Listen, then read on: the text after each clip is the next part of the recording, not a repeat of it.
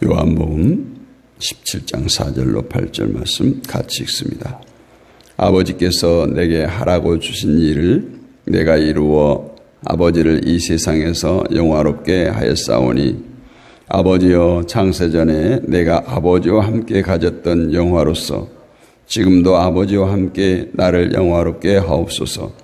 세상 중에서 내게 주신 사람들에게 내가 아버지의 이름을 나타내었나이다. 그들은 아버지의 것이었는데 내게 주셨으며 그들은 아버지의 말씀을 지키었나이다. 지금 그들은 아버지께서 내게 주신 것이 다 아버지께로부터 온 것인 줄 알았나이다. 나는 아버지께서 내게 주신 말씀들을 그들에게 주었사오며 그들은 이것을 받고 내가 아버지께로부터 나온 줄을 참으로 아오며 아버지께서 나를 보내신 줄도 믿었사옵나이다. 아멘. 하나님을 아는 자. 어제도 말씀드린 영생은 시간적인 의미로 이해할 것이 아니라 하나님과의 관계의 문제로 이해한다. 이런 말씀을 드렸습니다.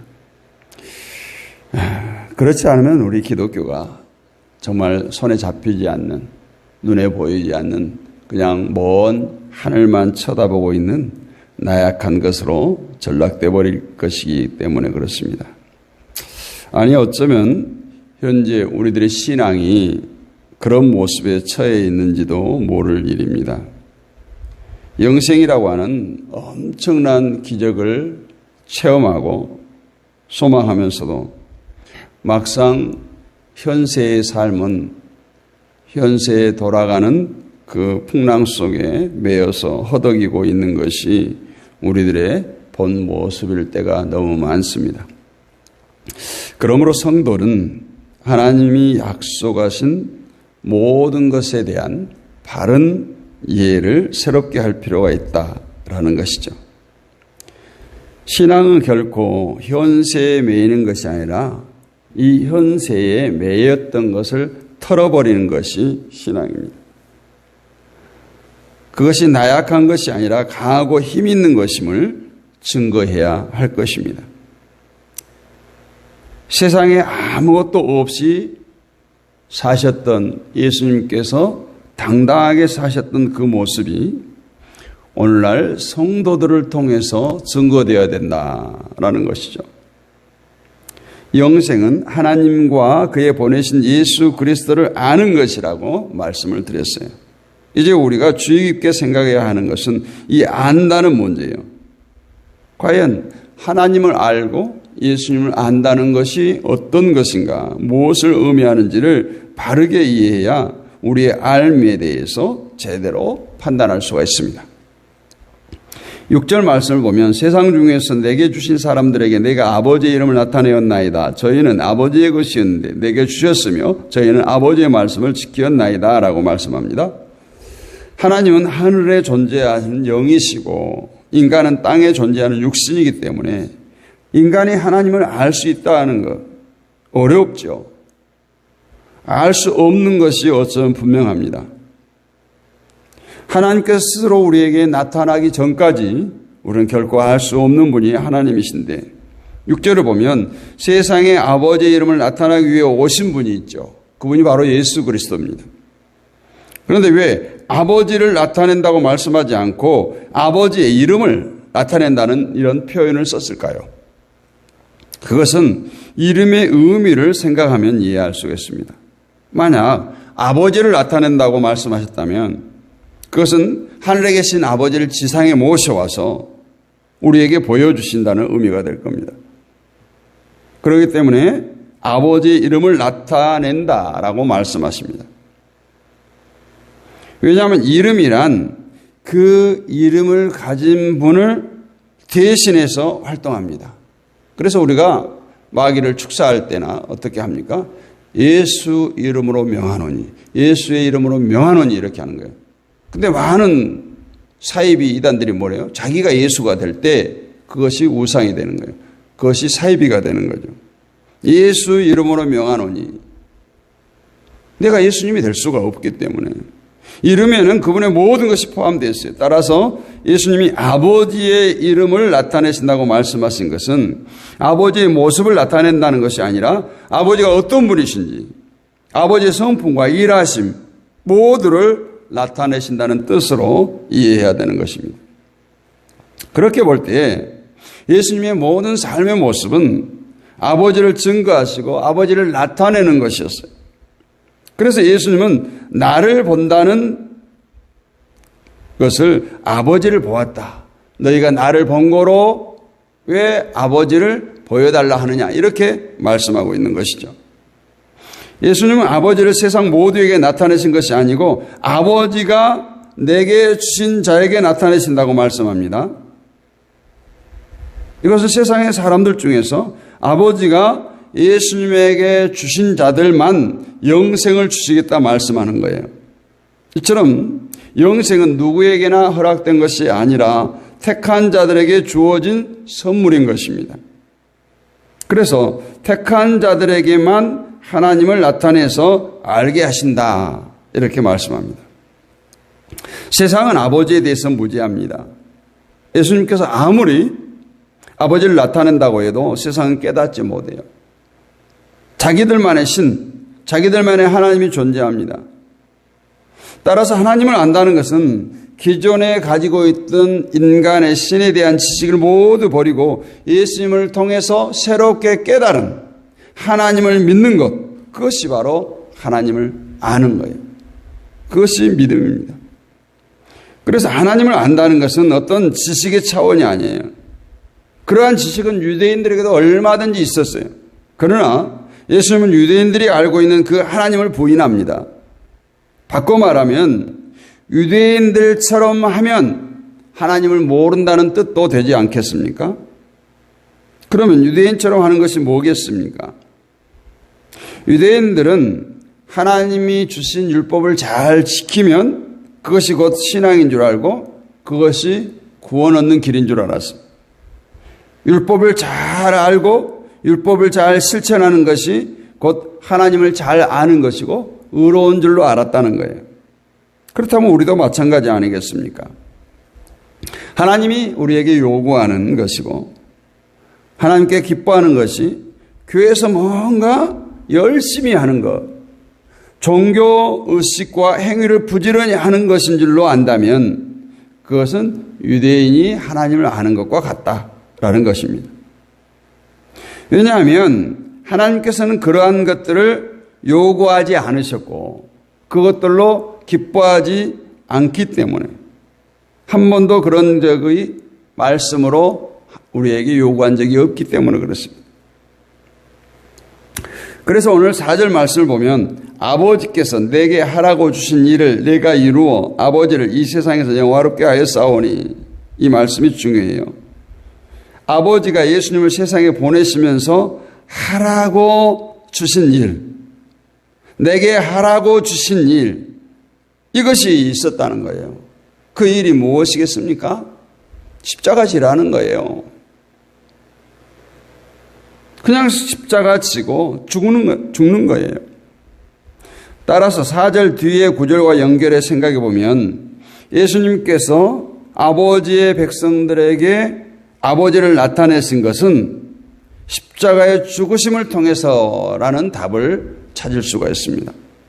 그리고 그 아버지를 영화롭게 하는 것이 된다는 거예요.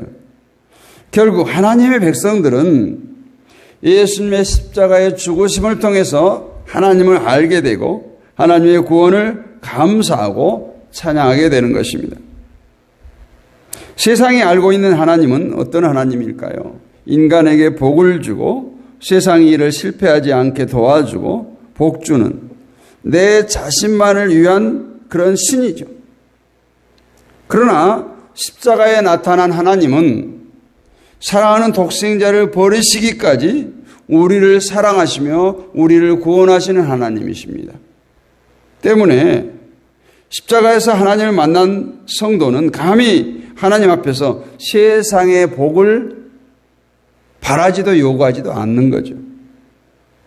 이것은 일부러 그것을 참는다는 것이 아니라 내가 구하고 싶은 것을 참는다는 의미가 아니라 이미 십자가에서 말할 수 없는 하나님의 복을 만났기 때문에 세상의 복이 복으로 여겨지지 않게 된다는 거예요. 이해가 되나요? 이것이 진심으로 하나님을 아는 것이에요. 아버지가 아들에게 주신 것은 고난이요 죽으심이었어요. 그것이 땅에서 예수님께서 하나님의 이름을 나타내는 증거라는 거예요. 그러나 그러한 예수님에게는 세상이 상상할 수 없는 하늘의 영광이 있었습니다. 우리가 바라볼 것이 바로 이거예요. 아버지가 아들에게 주시지 않는 것이라면 우리에게도 주지 않습니다. 또 아들에게 주신 것 말고 다른 것을 준비하고 계실 것이라는, 나에게는 특별히 예수님에게 요구했던 십자가를 주고 죽으라는 그것 외에 더 좋은 것을 준비하고 계실 거라는 그런 생각을 하지 말라는 거예요. 성경에 나타난 하나님은 그런 하나님이 아니십니다. 그래서 우리는 아들로 오신 예수님을 보면서 하나님께서 우리에게 뭘 준비하고 계시는가를, 우리에게 뭘 요구하고 계시는가를 분명히 깨달아야 합니다. 예수님을 보면 하나님은 세상의 영광을 주시기 위해서 일하시는 분이 아니다라는 것을 알 수 있죠. 그러므로 하나님을 아는 자는 자연히 세상의 영광을 위해 구하지 않습니다. 앞서 말한 대로 세상의 영광을 구하는 잘못된 기도가 되기 때문에 그것을 막 억지로 내가 구하고 싶은데 억지로 참는 것이 아니라 세상의 영광에 대해 참된 의미를 두지 않기 때문에 자연히 그것을 구하지 않는다는 거예요. 우리가 예수님을 닮아가는 것이 그거죠. 예수님을 보면서 배우는 것이 그겁니다. 그렇게 본다면 십자가를 말하면서 세상의 복과 영광을 소망한다면 그것은 절대로 십자가를 아는 것이 아니에요. 그래서 사람이 제 아무리 예수님에 대한 모든 것을 머리에서 담고 있어요. 지식적으로 알고 있다고 할지라도 그것으로 안다고 말할 수 없습니다. 이 점을 생각하면서 우리가 알미 과연 내가 지금 알고 있는 것이 어떤 것인지를 깊이 생각해 보자는 거예요. 그래서 8절에도 보면 나는 아버지께서 내게 주신 말씀들을 저희에게 주었사오며 저희는 이것을 받고 내가 아버지께로부터 나온 줄을 참으로 아오며 아버지께서 나를 보내신 줄도 믿었사옵나이다. 예수님은 아버지께서 주신 말씀을 우리에게 주셨다고 말합니다. 그리고 말씀으로 예수님이 아버지로부터 오신 분임을 참으로 안다고 하십니다. 이처럼 하나님의 말씀이 우리에게 증거하고 믿게 하는 것은 예수 그리스도예요. 때문에 말씀을 가지고 다른 말을 할 수가 없습니다. 예수님이 주신 말씀에서 예수 그리스도가 아닌 다른 말이 나온다면 그건 분명히 거짓된 말이에요. 거짓 영이에요. 하나님의 말씀은 우리에게 세상의 영광, 세상의 성공을 약속하지 않아요. 물론 영원히 잘됨같이 범사가 잘되는 은혜를 주시죠. 하나님이 우리에게 주시고자 하는 것은 오직 한 가지, 영생이에요. 어제 말씀드렸죠. 우리는 예수님을 보면서 그것을 확인할 수 있어야 됩니다. 하나님을 모르는 자들은 여전히 세상 것을 구합니다. 그래서 성경을 아는 것과 하나님을 아는 것은 다르다. 우리가 성경을 읽고 지식적으로 내가 하나님을 만들어가요. 나의 하나님을 만들어간다는 거예요. 예수님은 세상이 아니라 그 하늘의 영광을 보여주시기 위해서 이 땅에 오신 거예요. 이것은 이제 우리의 몫이 되었습니다. 하늘의 영광을 보여주는 삶은 이제 하나님을 아는 성도에게서 나타날 수 있는 증거가 되어야 돼요. 이 증거들이 여러분에게서 보여지고 선포될 수 있기를 원합니다. 우리가 흔히 양다리 걸친단 말을 쓰죠. 연애할 때, 삼각관계에 있을 때. 이 사람 저 사람 사이에서 양다리 걸친다. 우리는 세상도 사랑하고 하나님도 사랑하고 그런 존재가 될 수가 없어요. 세상이면 세상, 하나님은 하나님이에요. 나는 그렇게 생각하고 있어요. 한쪽은 세상에, 한쪽은 하나님께. 그러나 그것은 절대 존재할 수 없다는 거예요. 그래서 성경은 한 종이 두 주인을 섬길 수 없고 한 셈에서 단물과 썬물이 나올 수 없다는 말씀으로 그 말을 대변해 주고 있습니다. 오늘 저와 여러분 하나님만 바라보시기를 원합니다. 하나님만 알고 하나님만 믿기를 원합니다. 예수님께서 그리 하셨던 것처럼 예수님은 전혀 자신의 마음을 세상 가운데 선포하거나 전하는 적이 없다. 오늘 말씀을 통해서도 보지만 내게 주신 말씀들을 전했고 아버지께서 내게 허락하신 모든 일들을 행하셨고 결국은 십자가에 죽으심으로 하나님 아버지께 모든 것을 순종으로 영광을 돌렸습니다. 그 끝은 하늘의 영광이었다는 거예요.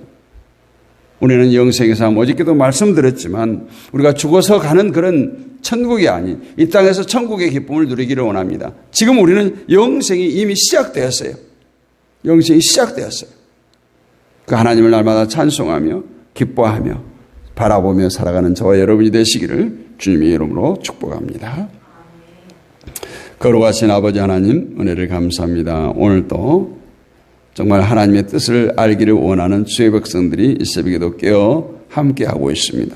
저들을 한 사람 한 사람 찾아가 주시고 만나 주시옵소서. 저들의 마음문을 두드려 주시옵시고 우리 속에 우리 안에 예수로 가득하게 예수로 충만케 하여 주셔서 우리의 삶의 모습들이 오늘 예수를 닮아가는 그런 모습들이 되게 하시고 살아계신 하나님을 증거하며 하나님의 백성다운 삶을 살게 하여 주시옵소서. 이 한 주간도 승리케 하신 하나님 감사합니다. 주님 영광 받아 주옵소서. 우리의 삶의 현장, 가정, 사업장, 직장을 축복하시고 거리에서 난 자녀손들을 축복하시며 섬기는 교회들을 축복하여 주옵소서.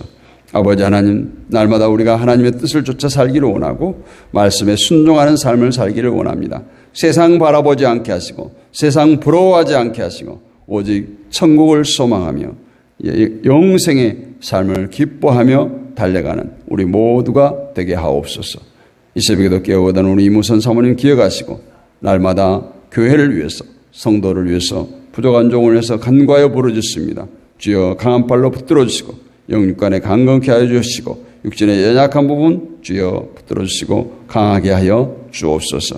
우리 홍미균 성도 주님 기억하시고 붙들어 주시며 아버지 하나님 뇌혈관 협착증 깨끗이 치료하여 주시고 우울증 불면증도 없도록 주여 고쳐주시고 오직 주님만 바라보며 살아가는 귀한 성도 되게 하옵소서.